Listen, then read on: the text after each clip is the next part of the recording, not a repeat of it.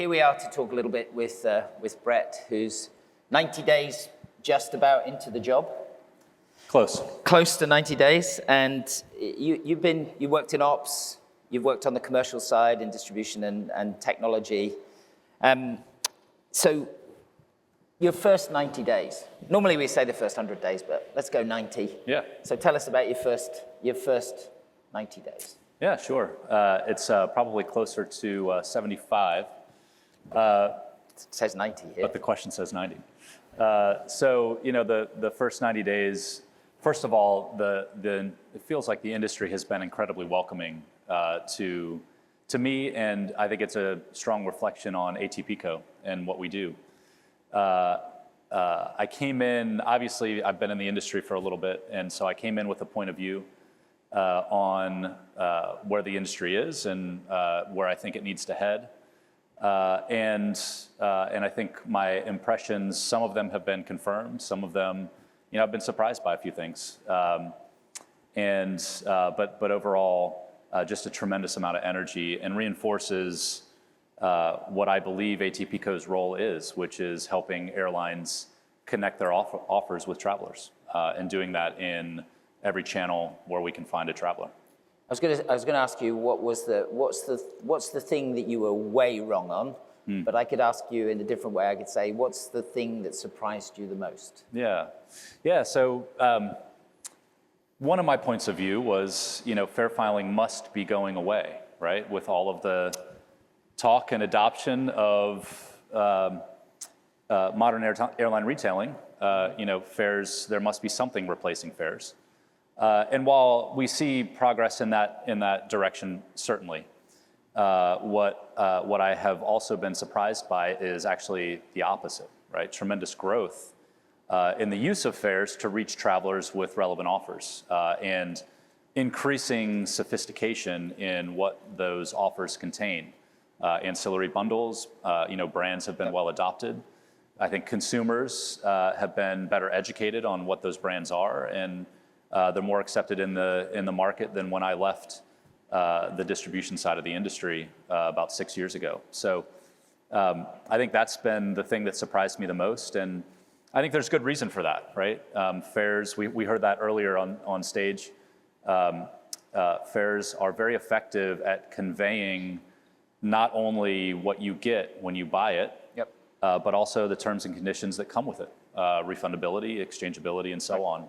And ATPCO has done, I think, a tremendous job at making that more and more seamless and also easier to work with. So we still have work to do. We still have a long ways to go on taking some of the effort out of that. But I think that's what's surprised me the most.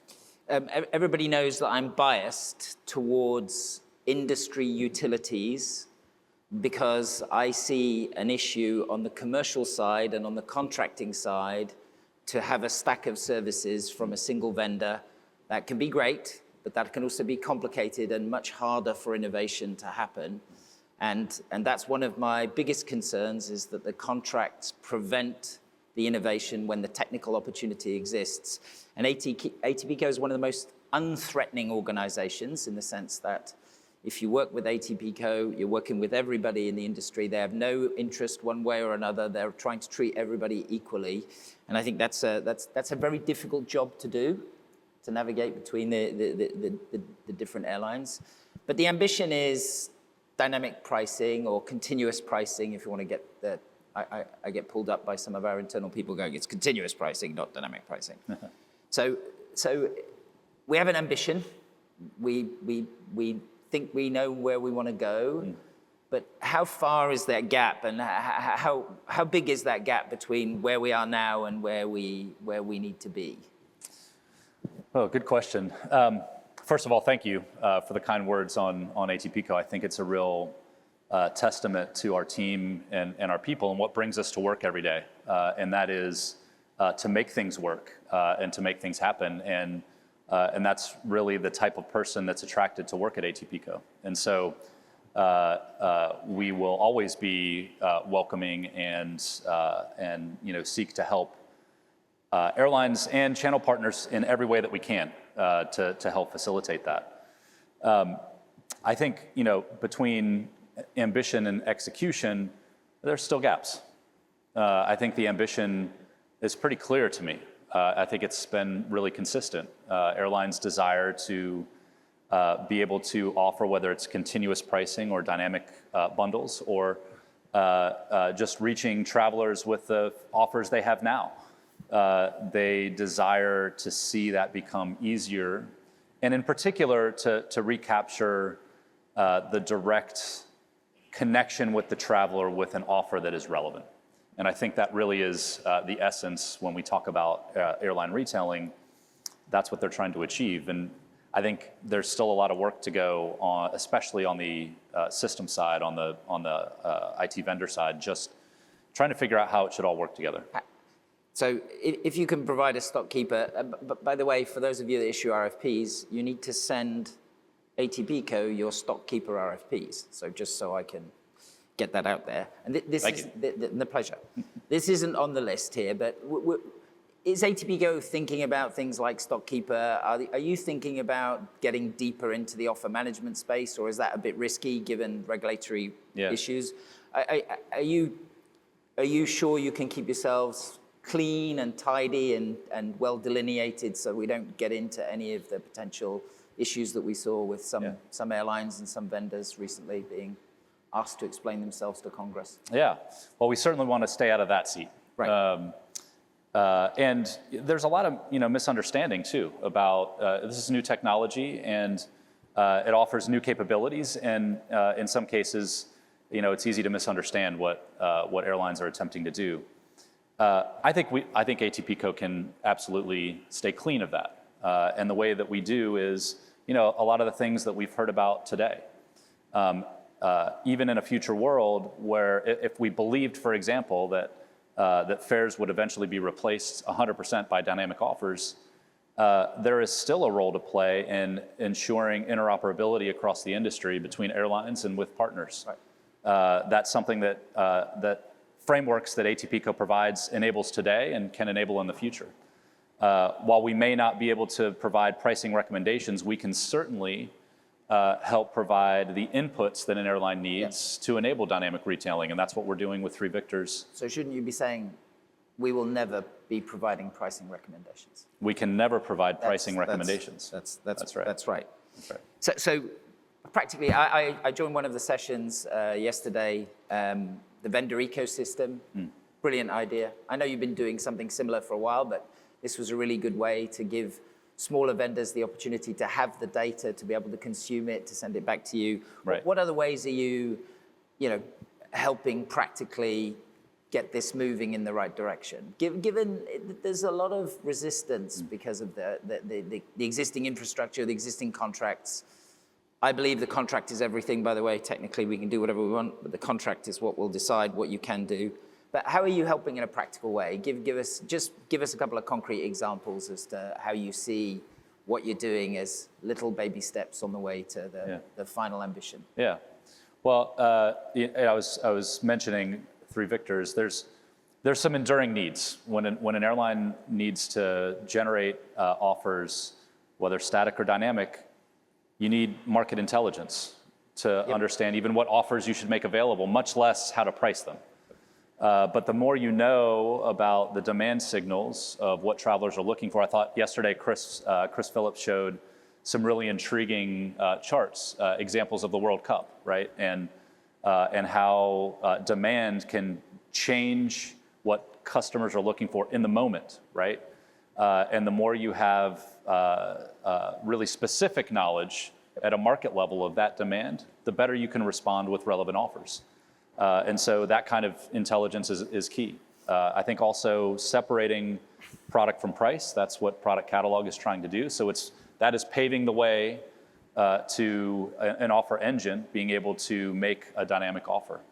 And we shouldn't forget about Route Happy. Merchandising is still important, and travelers still, especially today, maybe more than ever today, want to see what they're about to experience. That's what they experience in the social media channels. Influencers are showing them the experience. travelers want that. And so Route Happy really helps airlines reach that audience. So, I mean, Route Happy grew 150% last year. Is that right? That's right. So, why isn't it 100? Why haven't we got 100% penetration? What would be the reason for that? And this is definitely not on the cards here. So, Yeah. why can't we get to an industry utility with everybody using it all in the same way? That's the maximum efficiency for everybody. That's the lowest possible operating cost. What's the deal? I don't think it's anything, nefarious or any, like airlines are refusing to use it. We cover 90% of all available seat kilometers globally today, so that's really good coverage. So it's the long tail that's missing. I think it's the long tail.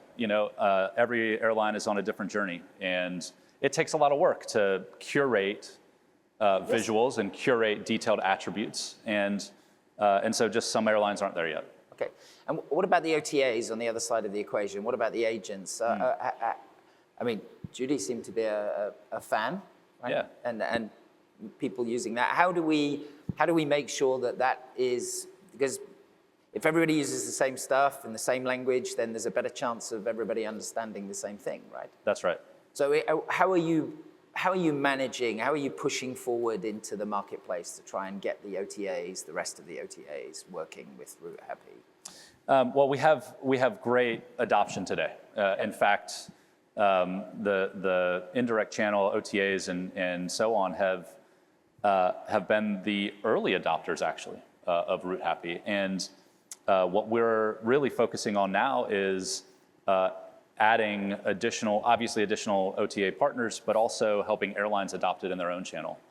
And in particular, there's some really interesting work going on helping airlines better convey where there's interlining, not only the product that in your hub airport, but also the flight that you're going to get on. And so I think that's another tremendous opportunity for the industry, again, to communicate to the traveler what they're going to get. Good. So that kind of leads to the next question, which is really about fragmentation. And essentially, fragmentation is kind of the enemy of everybody. If you can argue, well, the travel agents don't really want fragmentation. The airlines want a little bit of differentiation, but massive fragmentation doesn't probably help them either because the technology isn't there. But how do you help the airlines get to a better spot where there's less fragmentation? Yeah. And innovation can take place. That's you have right. to have both. That's right. Yeah. I referenced some of this yesterday morning in my address, but fragmentation, that is where ATPCO really excels, right? Defining not like a standard offer, for example, but a standard set of data to convey your offer. Mm-hmm. And so as the industry finds new ways, new products to offer, new ways to offer them, new ways to reach the traveler.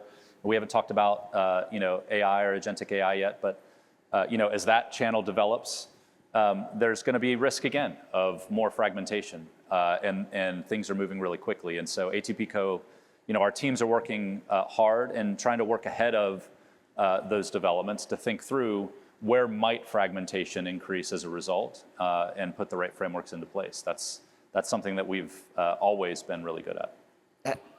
I see. There aren't many shopping engines that operate at size and scale. How can you help the shopping engines become better at what they do and keep them focused on their job and keep them aligned to the industry? Do you see any role for ATPCO in that? I think so. As you think about how shopping works today, we've heard, almost every panel on the stage where we talked about shopping has talked about how inefficient that process is. And, I've believed for a long time that something that leads shopping with attribute-based search results would be a lot more efficient. You could just reduce your search space from the very beginning and generate more targeted results. Today, most shopping results are still price-led, right? And so that's both no longer what travelers are expecting to see, and also no longer what technology can support in an efficient way. And so something's got to change about the way search happens. And I think that the data that we provide can really enable that. We have those attributes in Route Happy. We have all of the terms and conditions and rules and contracts in our fare filings. And I think AI will actually make it easier to have more targeted searches rather than generating results that cover the entire search space. Right. And I think everybody's nervous about the fact that letting loose agentic on top of an existing infrastructure with look-to-books and so on could explode. But there's a whole bunch of people like us that think actually it goes both ways. Yeah, I think so. There's some efficiency that gets introduced, and there's some inefficiencies in the current structure and current systems and so on. Yeah, I think that's right. I mean, if we carry today's shopping paradigm into an agentic search future, I don't know how that works at scale. Right. Bridget, I don't know if everybody can see Bridget's presentation. It was excellent, by the way, and brilliant with Chris. She talked about inspiration, and I was kind of trying to lead you on the other side of things, that very important for them to catch the inspiration, be able to work against that, and then Tom used his brilliant example of Fargo. By the way, while I was sitting there, I went, that's a great idea, Tom, and I said, where can I go kiteboarding in July? For a moderate, and it came back with Mauritius. So I'm off to Mauritius. Okay. Apparently both British Airways and Emirates fly there. No schedule, but that's where I'm on my way. How do you see your role in that? Can you help them with that? Is standardization the only way you can help them, or kiteboarding destinations isn't one of the parameters in the search, but it's the only thing I care about. Yeah. Well, I think that's it's along the lines of what we were just talking about. I think the paradigm for search is going to be a traveler's expression of the experience they desire, not the O&D and the dates they want to fly, and sort by price, right? And so I think the data sets that we provide to the AI we're going to need to structure that data in a slightly different way, but using the data that we've all created already as a foundation for that. Isn't extensibility the answer to that? Isn't your view of how you will extend the standards, create some transition state data, and that will allow people to have different views, but allow also AI to work intelligently against that data? That's right, yeah. We can call that extensibility. AIs work on something called semantic values of data. And that essentially is a natural language description of what the offer is or what the fare data represents. That will be extending what we do, but it will be built on the same data foundation that we have today, in a similar way that an airline can use product catalog and import existing offers and products from the fares that they filed as a starting point for product catalog. And of course, you want to modify it from there because it's not perfect. But I think that's a very similar idea. We can seed that AI experience and AI consumption of offers in a similar way. I don't think ATPCO has any issues of trust. AI is about trust. I hope not. No, I don't think so. But is that something that worries you? Is that are you thinking about that? I think there's a bunch of liability attached to AI. In other words, if I discriminate through AI, I as the airline become liable, and I got the data from you, and I'm going to have to sit with you and say, well, in my contract, I have to push some of that risk your way. Yeah. I don't want any discrimination, and I think that makes a lot of people very nervous. And I think you did a great job, by the way. The research your team did was really good. Mm-hmm. So do you see any trust issues? The answer's got to be no, hasn't it? Well, I don't see trust issues with ATPCO. No. And having said that, that's for them, by the way. Yeah. Yeah, that's not. I believe you, but that's for them. Yeah. You should trust ATPCO. There we go. Yeah, that was the message. Yeah.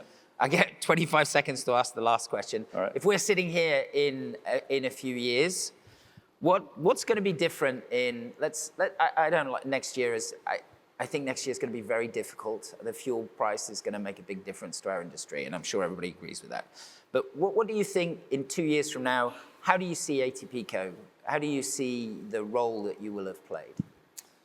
I think 2 years from now, my prediction is we will start to see the beginnings of agentic commerce at scale in travel. Right. And ATPCO will have played a vital role in making those transactions predictable and secure and trustworthy. because the data that is being consumed, both to present the offers and also to fulfill the booking, will be made using a framework provided by ATPCO. That's what I see in 2 years. Brilliant. And I think that's probably right. Thank you very much, everybody, for coming and for sitting through this last session. I hope you guys enjoy the demos, and thanks to Brett for that. Thank you.